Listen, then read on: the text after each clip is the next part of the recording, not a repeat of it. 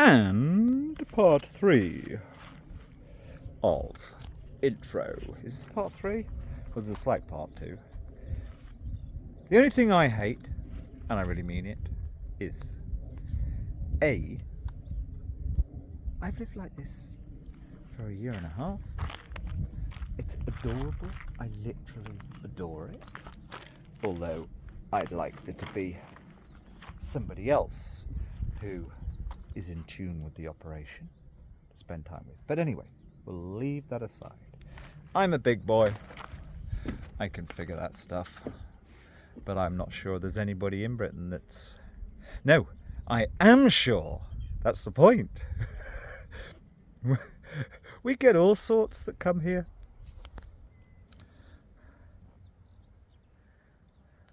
Now this sounds snobbish. I'm not a snob. I mainly do this sort of citizens advice kind of service. 2/3 of the people are in the bottom third. Call them what you want. The precariat, the great unwashed, the underclass, whatever. I know that every single person has got something that they're very good, very, very, very good at. Even those who, and somebody said to me the other day, I raised the term IQ. Now, I read Hans Eysenck many years ago. It's all fallacious and it's all problematical. But somebody said, do you mean IQ, EQ, or the other Q? No, that all complicates it. Unless somebody seriously has a tragic brain disability from birth or whatever after an accident. Even people of IQ 80, they'll have something that they are very good at figuring and clinging on to and doing, even if it's only something that may seem inane. Anyway, let's not get all wokish, because that doesn't help. The thing about woke is it doesn't help. That's the problem. The only thing that helps people is even those, who are nervous wrecks, even those who are seriously anxious, disabled, agoraphobic. Oh, you hear so much more of all of this now. Nudge them, guide them, facilitate, make a space, get them into a space, make them laugh if possible. I'm not very good at that, unfortunately. I've got better at it the last few years, so that they can take part in society at a gradually gentle, productive level, because they'll have skills. Even if it's just making the tea in the parcel room, they'll have skills. They'll have something they can do. Anyway, let's not get into that. Why have I turned the camera back on? See, I was down there and I knew I was coming up here because only up here can I get slightly better signal speed to send it up. Yeah, the one thing I regret, I could spend all day at certain plugs. Library, church, other library, theatre even. I've endeared myself. I've kind of made them realise that I'm not one of the, and I'm afraid to say even around here there are so many angry, compulsive behaviour people.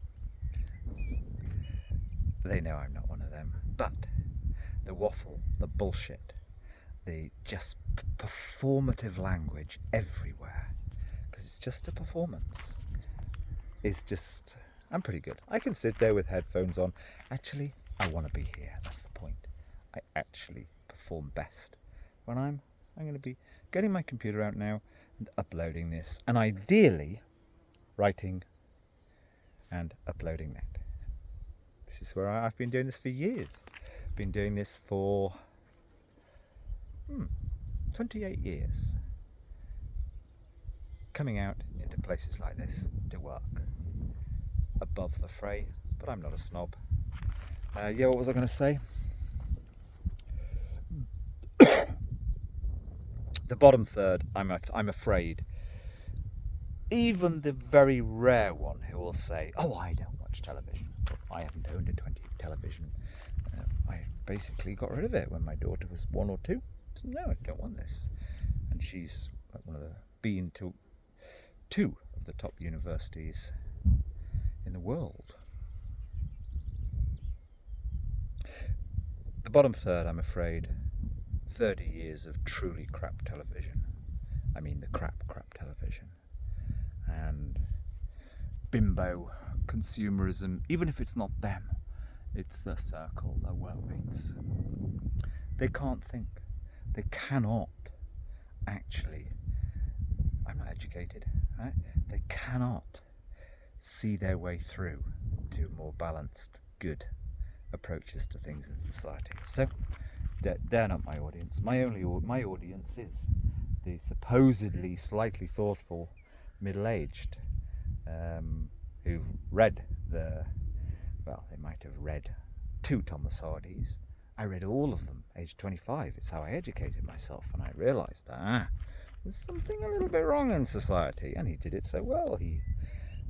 And nobody told me to read my Thomas Hardy, and then I read most of the classics, and then a few years later I found the Russians, so I started to read all the Russians.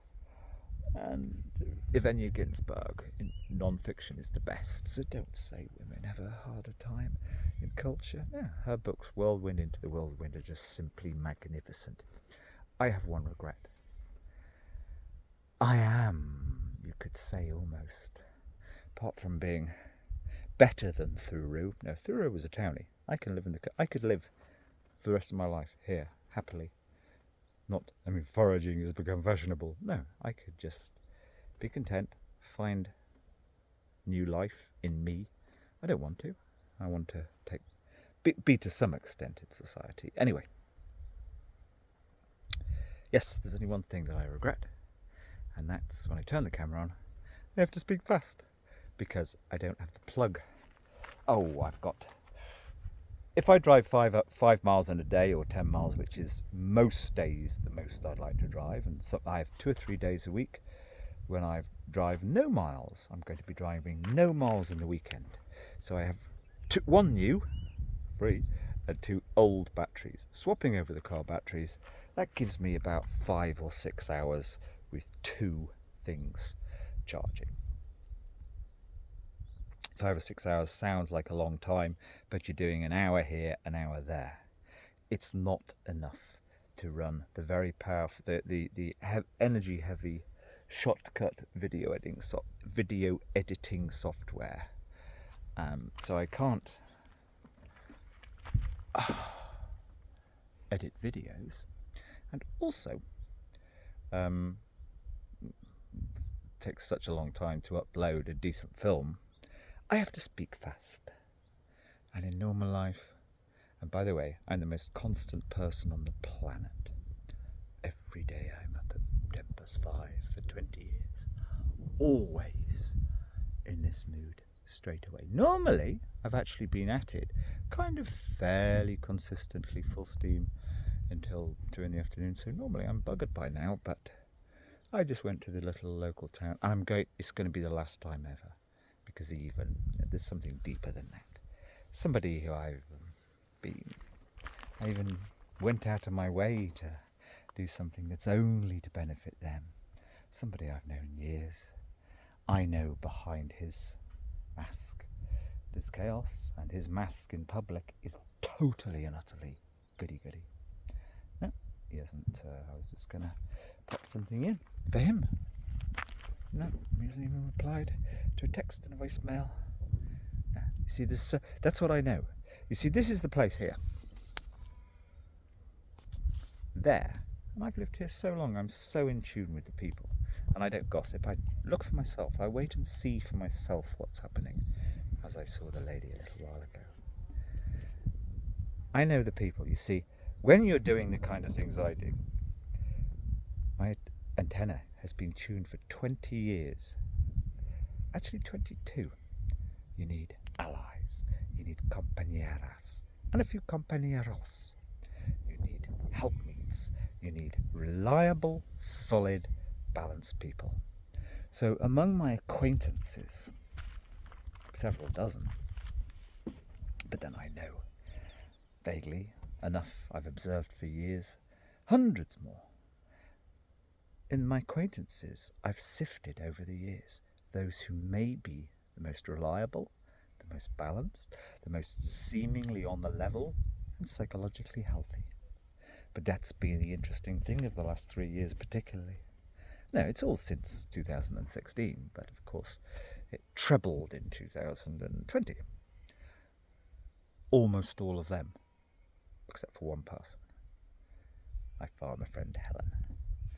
Almost all of them.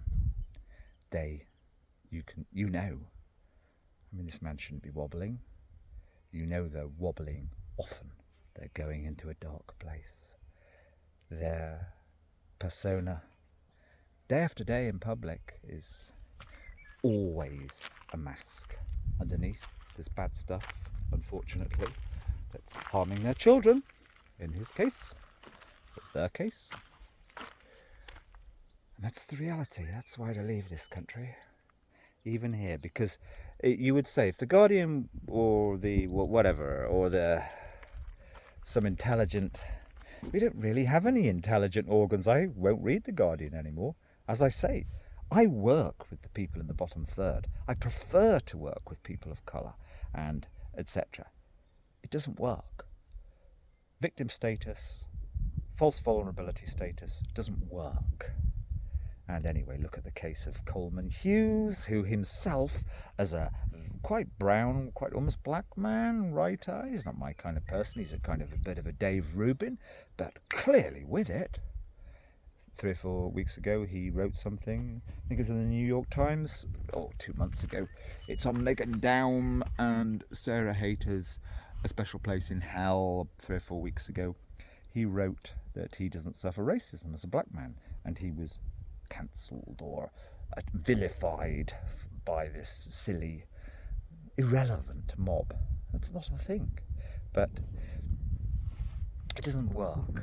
That's what I've learned the last 20 years, in fact. It doesn't work. The only thing that works is the correct application of the law across the board.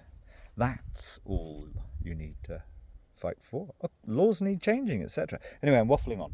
I know all about that another day.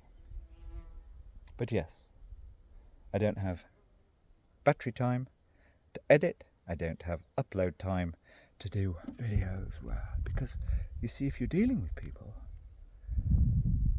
on stuff that matters, I mean, Greta and Extinction Rebellion should go on the television, and I'm not joking now.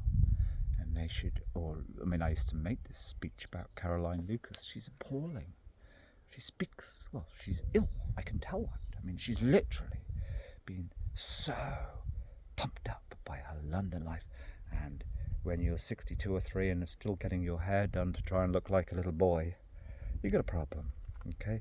Irrespective of what gender or what. Anyway, that's important though. Green people are meant to be above all that. Now, if Caroline Lucas, this is the reason I despise Caroline Lucas. If when she goes on Question Time, she just sat there quietly and lit up a figurative cigar, put her feet on the desk and said, "You're talking to me, are you? Guess what?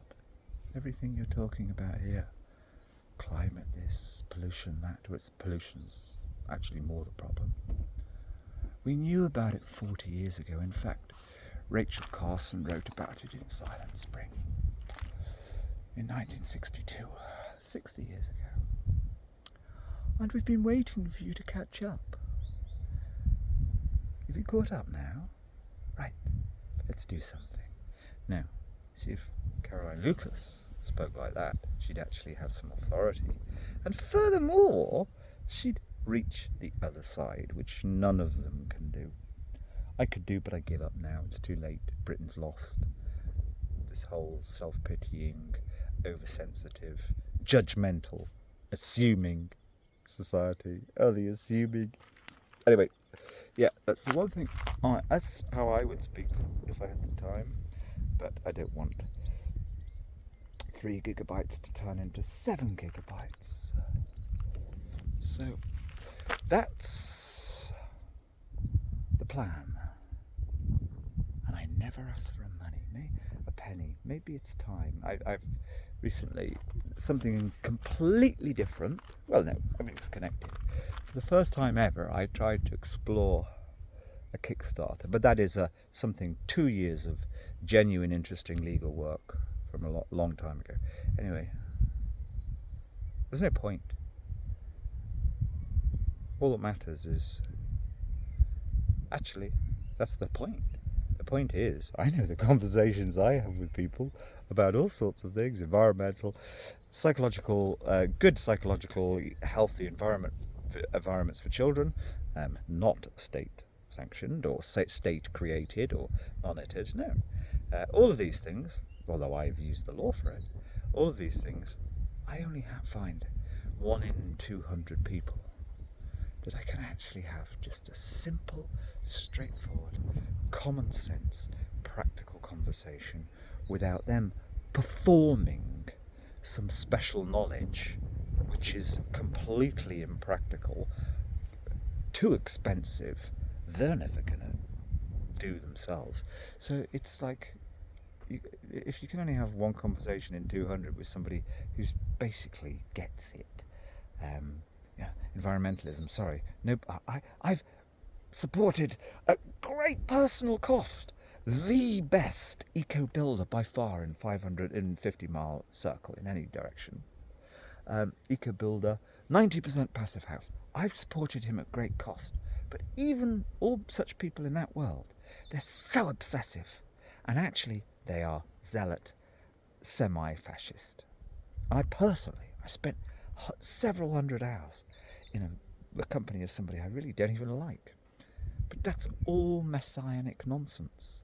If you want to reduce emissions, good old-fashioned, boring, I mean, even the Tory government, about 5 years ago, they managed to put out let some figures be known, that to meet climate pledge doodahs, 1 property every 7 seconds for a decade has to be fully retrofitted. That means putting really good quality insulation, well built, because I know how our builders operate in England, and they're the biggest load of cheats, and I've got film of other builders saying this, cheats, liars, scammers, skivers in Europe for certain.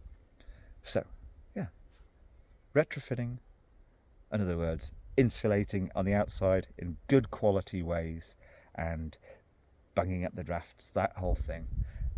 Currently, at minimum of £50,000 per property, but if the government incentivised, subsidised and got it going, economy of scale will mean it would quite easily get down to £10,000 per property. That is the only game in town. But no, none of the environmentalists will, because it's not sexy. It doesn't make them look good. Saying, sorry everybody, we've just got to get insulating. No. They want to blame somebody else. They want to do this. They want to do that. No. Anyway, there we go. But figuring your day logistically, I knew down there, up here, better washing. In fact, I was planning to go do my washing elsewhere, but I knew I was coming past here where nice breeze and good sun, and I got to loiter here an hour or two to get some gigabytes up there. I've no idea why, but guess what? I know it's the right thing to do. I don't care if nobody ever watches anything. I know it's the right thing to do because I have 30 years of really quite sorted out, very balanced thinking, and I take my life terribly seriously. I've kept notebooks and I got terabytes of video draft essays. It's time just to enjoy the rest of my life putting them up, but I need to edit them somehow.